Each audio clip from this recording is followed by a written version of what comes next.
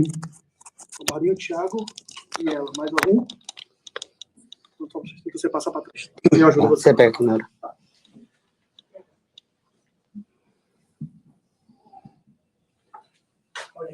Ok, Felipe. Boa noite, professor. Eu gostaria que você falasse da partida de hoje contra o Internacional, inclusive com relação às mudanças que foram feitas na escalação inicial.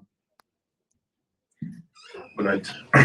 O jogo é muito fácil de explicar. É mais um capítulo da história que tem sido a maior parte dos jogos deste campeonato, em que o Bahia é melhor que o adversário em praticamente todos os momentos do jogo. No defensivo, o Marcos não fez uma defesa. No ofensivo, naquilo que gerámos e o perigo que gerámos. Nos momentos do contra-ataque, nos momentos da transição defensiva, o Bahia acho que é inegável que foi a melhor equipa, menos no marcar golos.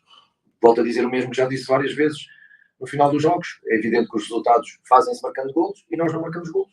E depois, na primeira vez que o adversário chega à nossa baliza com perigo, faz um golo. E depois na segunda, com lance de ressalto, mas também já nos aconteceu com o Goiás, que eu tenho essa coerência para perceber um lado e outro.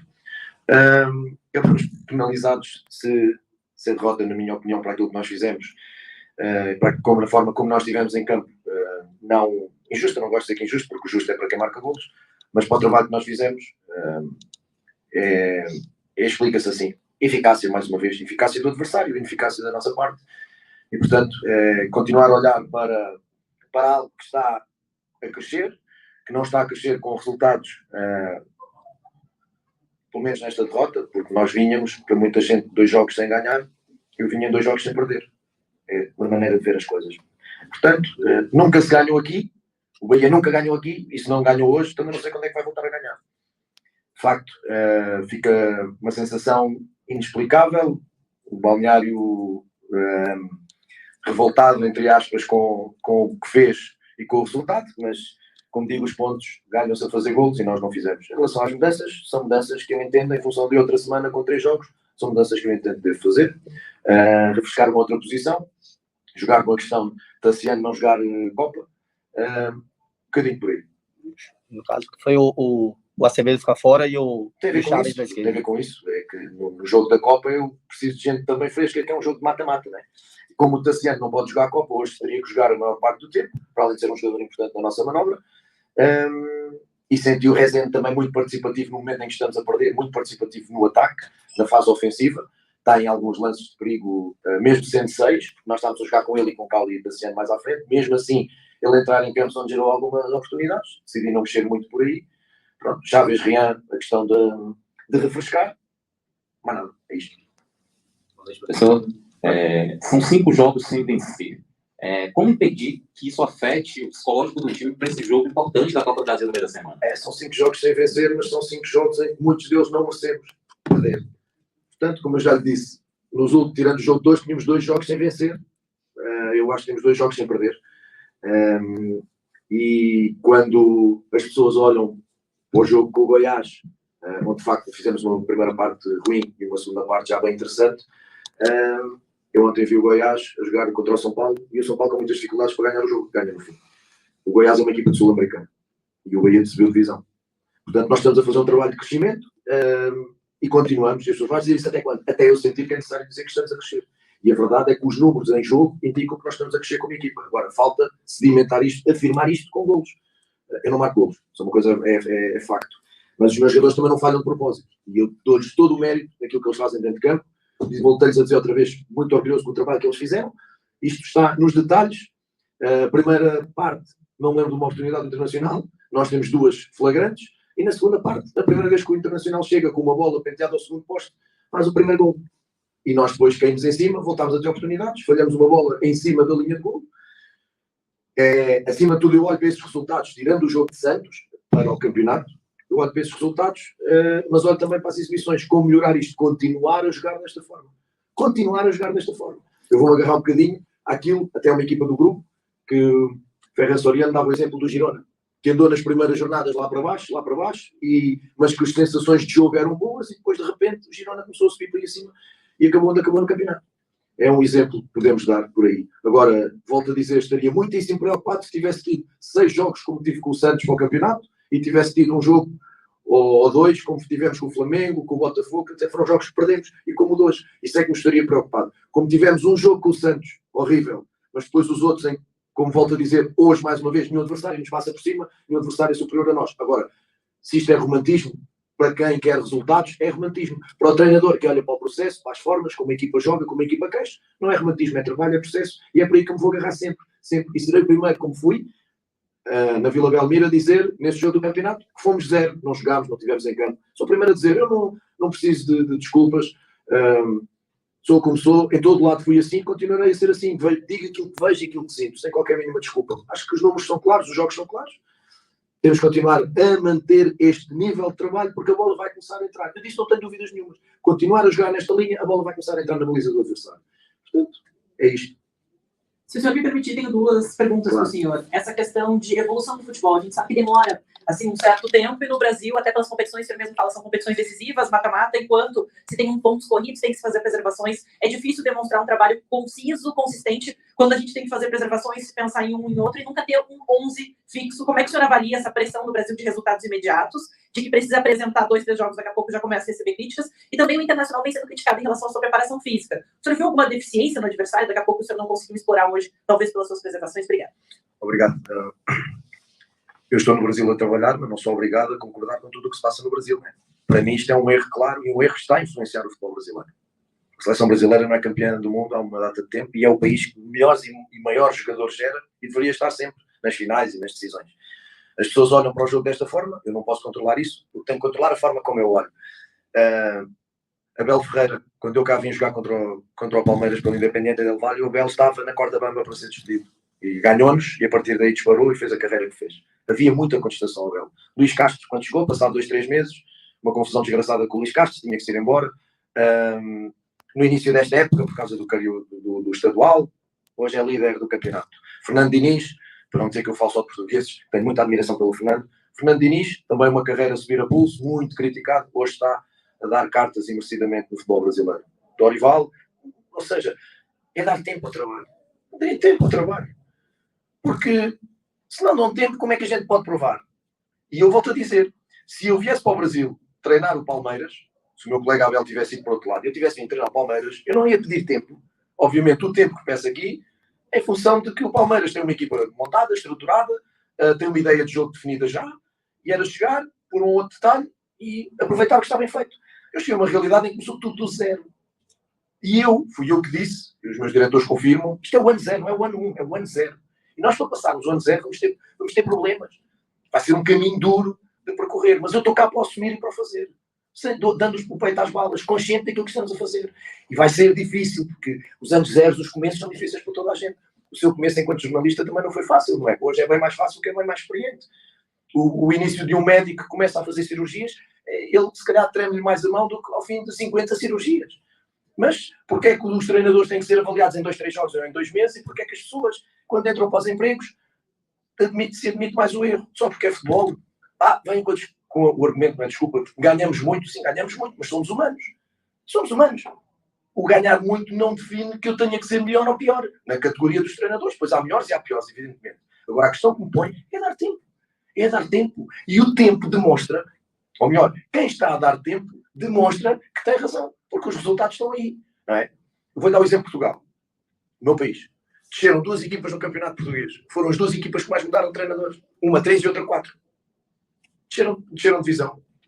Se acham que é na instabilidade, hoje vai-se embora o Renato, chega outro treinador. E depois, ao fim de 3 jornadas ou 3 jogos sem ganhar, porque é o ano 0 e tinha que se mudar tudo, tem que ir embora o outro treinador. Então, 3 em 3 jogos estamos a mudar treinadores. E os clubes na bancarrota, a pagar indemnizações.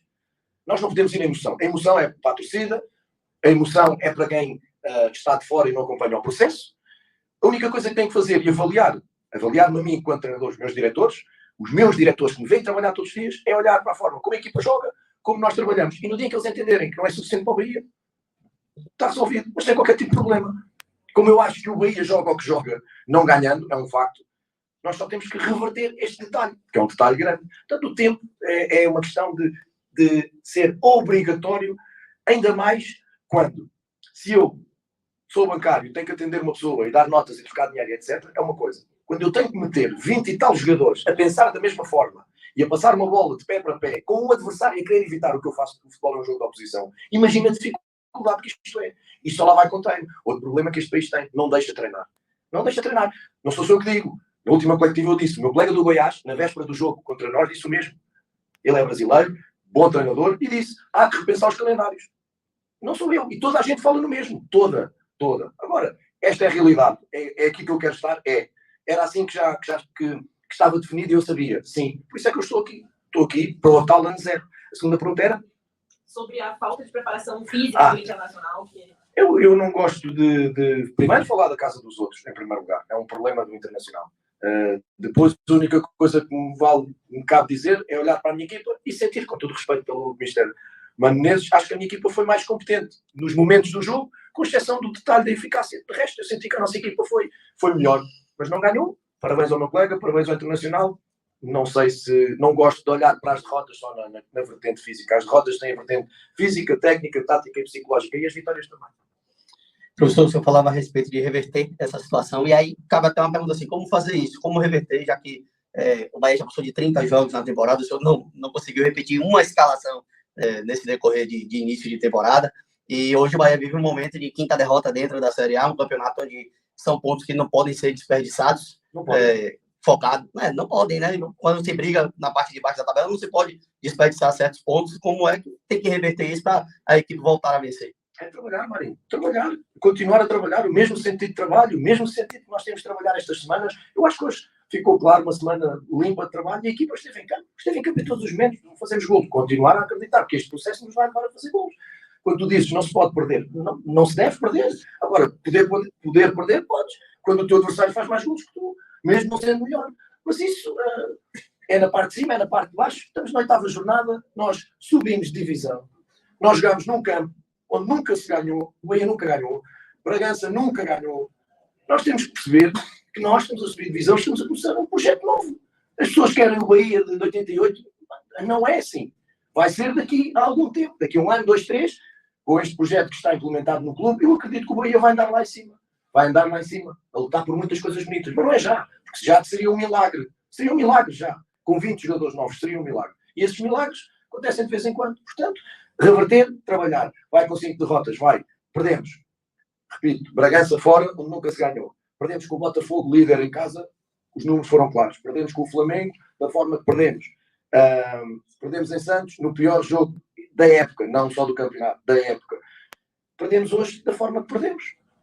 Repito, é romântico para quem quer ganhar, para o torcedor é música. Para mim nenhum adversário foi superior a nós, a não ser o Santos. Nenhum, e o Red Bull Bragantino, em algum momento do jogo. Nesses 2 jogos, de facto, fomos inferiores ao adversário. Nos outros, olhos nos olhos, umas vezes melhor, outras vezes pior, umas vezes muito melhor. É isso que eu tenho que analisar enquanto treinador. Porque se vou para o emocional, vou para o lado do torcedor. Não é? E tudo mal, tudo... Hoje, veja este exemplo, na Fonte Nova. No último jogo, o Everaldo, na primeira ação do jogo, falha um passe. A Fonte Nova caiu-lhe em cima. Não sei se estava lá. Caiu-lhe em cima. Passado um bocado, o Everaldo tem uma execução técnica fantástica e faz um 0 e toda a gente festejou com o Everaldo. Estes picos de emoção, mas para a torcida, não pode ser para mim. O Everaldo não pode ser extraordinário ao minuto 10 e horrível ao minuto 15. Nem ser extraordinário na segunda-feira ou no domingo e ser horrível na quarta-feira. Lamento, é por isso que a sua colega faz esta pergunta e é verdade. Esta instabilidade de picos leva depois a despedir jogadores, a despedir treinadores, ou melhor, a matar os jogadores, a despedir treinadores, diretores esportivos, preparadores físicos, quando a irracionalidade está na análise. A irracionalidade está na análise. Eu tenho uma trajetória atrás de mim, eu não sou bom à quarta e mal ao domingo. Peço imensa desculpa, eu sou o que sou. E tenho uma trajetória atrás de mim, como muitos treinadores têm e muitos jogadores têm. O Everaldo não é um jogador qualquer. A Fonte Nova começar a subir ao Everaldo ao primeiro erro. Se bem que foi só isso, mas nesse jogo, e eu disse, a partida teve impecável, com a equipa impecável. Portanto, é isso que eu peço. Continue tristes pelos resultados, mas olhem o que a equipa está a fazer em campo. Olhem para isso e continuem a acreditar. Porque quando isto der a volta, porque vai dar a volta, eu não tenho dúvidas nenhumas, porque jogamos para dar a volta, as coisas vão começar a funcionar. Professor, quando uma equipe sobe de segunda divisão para a primeira e praticamente aqueles que ficaram perdem espaço e 2 titulares são jogadores que vêm se reinventando, que é o Rezende e o Jacaré, jogando fora de suas posições. O que é que o senhor pode falar para o torcedor a respeito de jogadores como o Daniel, como o Mugni, que não vem sendo aproveitado?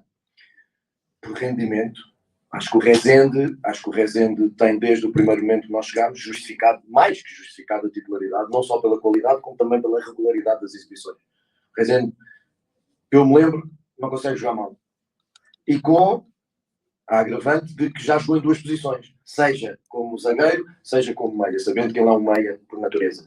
O Jacaré foi aproveitando um momento pior do Cicinho, de chegar, de adaptar, novo clube e tudo mais, de trazer já da Bulgária 30 e tal jogos, porque atenção que o Cauli e o Cicinho já trazem meia época nas pernas quando chegam ao Bahia.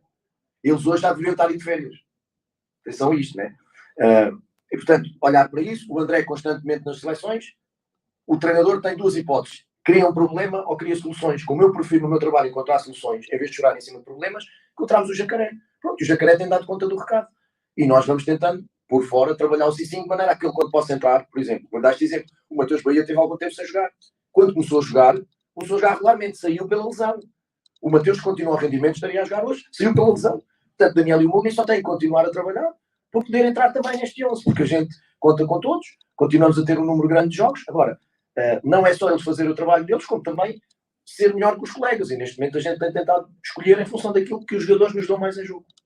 Agora, Santos, quarta-feira, como é que vai ser esses dias? Porque você teve uma semana. A que ponto essa semana cheia serviu para preparar também para o jogo de quarta? Serviu, ajudou. Eu disse ao seu colega há bocadinho que tínhamos preparado, tínhamos dividido a semana entre preparar este jogo e resolver detalhes que a nossa equipa vai precisando quando tem tempo para trabalhar, seja detalhes individuais, seja setoriais, seja coletivos. Aquilo que eu peço é a Fonte Nova cheia, que olhe, dificilmente eu sei, mas que olhe menos para os resultados, veja isto uma competição diferente e que eles são importantíssimos para ser o 12º jogador nesta eliminatória. Nós vamos fazer tudo o que podemos e o que não podemos para passá-la. Fizemos um grande jogo em Santos para trazer a eliminatória viva para casa, até podíamos ter trazido com uma vitória, não foi possível. Aquilo, a única coisa que eu peço é apoio dos adeptos do primeiro ao último minuto, que encham a Fonte Nova, que acreditem na equipa, que acreditem que a equipa está a jogar, ajudem. Esta questão da finalização é uma questão de detalhe, não enervem os jogadores, virem-se para mim sem problema, mas não enervem os jogadores, deixem os jogadores, apoiem os jogadores dentro de campo, para nós podermos passar esta eliminatória. Vamos fazer tudo para fazer. Obrigado, professor. Está aí o técnico Renato Paiva.